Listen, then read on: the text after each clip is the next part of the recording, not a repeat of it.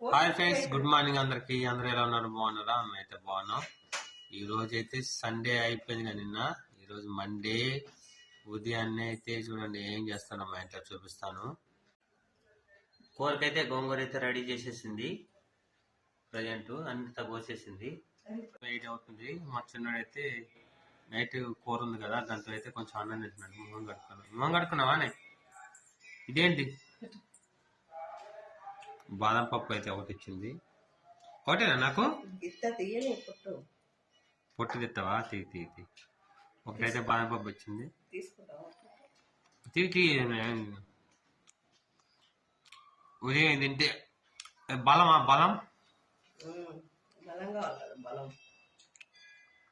పిల్లలకి ఇచ్చావా?